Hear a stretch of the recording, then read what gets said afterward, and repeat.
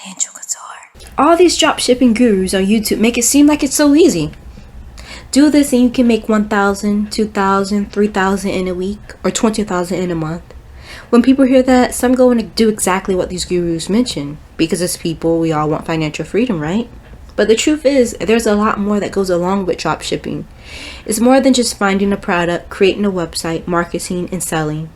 Like any other business, I encourage you to do your own research. Don't just listen to John, Jamie, or Joe, or even me for the matter. Do your own research so that you know for yourself before you take on a challenge that can either lead you down financial blessings or financial problems. Let's tackle the piece that externally affects your business. If you live in the US, you should know about a man called Uncle Sam. Uncle Sam always wants his money. Most of us aren't trying to be like Marty Bird in Ozark. If you watch Netflix, that's a good show, by the way. I'm sure all of us hate trouble and doesn't want the government snooping around because the government didn't get their cut. You should be filing taxes, which includes SES, a self-employment tax, Medicare, and estimated federal withholding. You need to be thinking about what your business structure is and are you filing as a sole proprietor or LLC. Both are treated as pass-through tax structures unless an LLC elects to be treated as a C or S corp.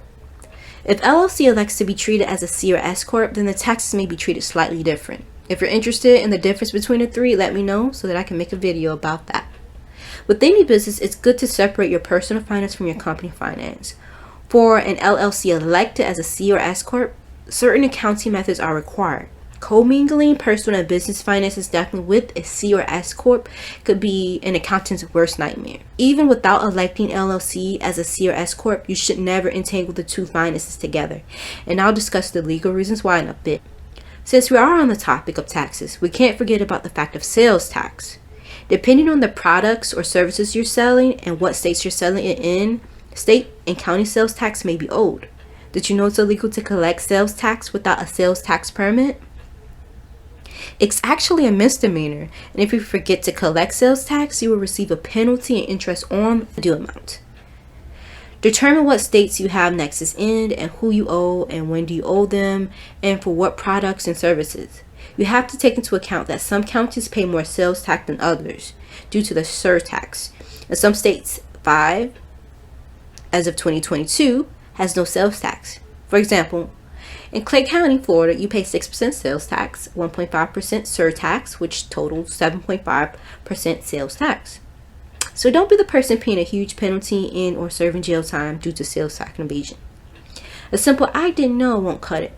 Do your research on which states you have nexus in, what product services have sales tax in those states, what is the sales tax and surtax rate within those states, when is the sales tax due, and the application process for a sales tax permit in that state.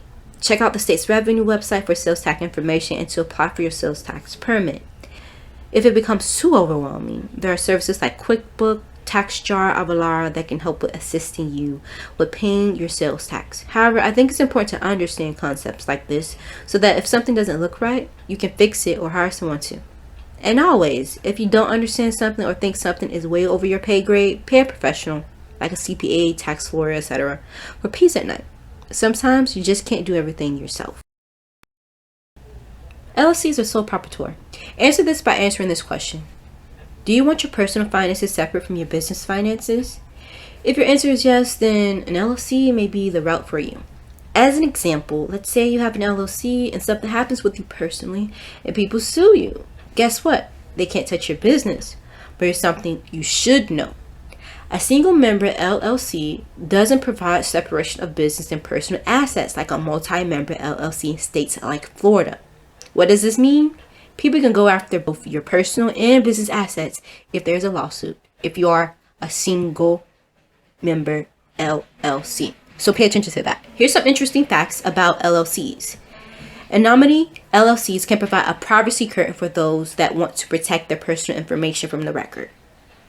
This is done by properly forming an LLC in Wyoming, Nevada, Delaware, and New Mexico, and then forming a second LLC within an individual state. This will require 2 registered agents within the state where the LLC was formed. If an individual is a sole proprietor and interested in protecting their personal information, one can file a DBA, use a PO box and or a virtual address, an EIN number similar to a social security number, Or you can have a physical business address, which will protect your address from being on the public record. Did you know in some states it's illegal to do business with a fake name? Check with your state about registering for a fictitious name, further known as DBA. You should have liability insurance if you're dropshipping electronics, food, and topical products. Pretty much anything that can cause bodily harm or property damage, you should have liability insurance.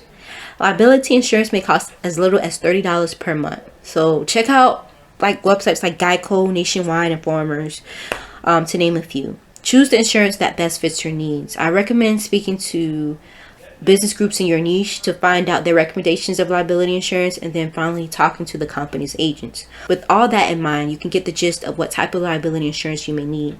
Think along these lines as you're choosing your products to sell. You want to protect yourself. Is the product considered safe and aligned with your country's standards? Just think in the most extreme way. What if you sell baby toys and the toys was manufactured with a toxic chemical and some babies got sick? How could you sleep at night? This leads me to this mindset.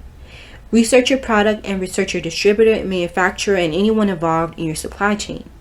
If you have an eco-friendly brand and you market on eco-friendly production, my question would be, by whose standards? Create a list of questions for your supply chain, your manufacturer, your distributor, or wholesaler, whoever. Discuss prices, delivery time, quality, standards, materials used in some cases, pretty much anything that can later cause problems down the line with the customer. You want to ask. Last but not least, if you haven't found the right supplier outside of the country, if they're cheap, look in your country. For example, mine is the US. Although it will be a little bit pricier for me, at least I have an idea on my country's standards, regulations, certifications. An example of standards, I'm talking about the EPA, FDA, USDA. Each country has their own standards and certifications and regulations. With knowing that information, you can have assurance that the supplier is following your government standard. In addition to that, if you are only delivering to customers in your country, you will have a shorter delivery time and in some cases, better quality products. The delivery problem brings me to another topic, chargebacks. Chargeback disputes is when a customer contacts their bank and forcibly makes you return the customer's money due to 3 reasons. Stolen card, scammer customer, or an unsatisfied customer. Customer didn't know it was you on their bank statement. These situations may be circumvented with good products and good customer service, displayed return policies, and estimated delivery time somewhere noticeable on the website. In addition to that, a good billing descriptor that the customer would recognize if they've seen it on their bank statement. One of the last things I have time to discuss is lawsuits from trademarks, copyright infringement, and plagiarism. It's not cool to steal someone's stuff and claim it as your own. You know the DC comic Batman logo? Try adding that on a shirt and selling it without a license and make a bunch of money.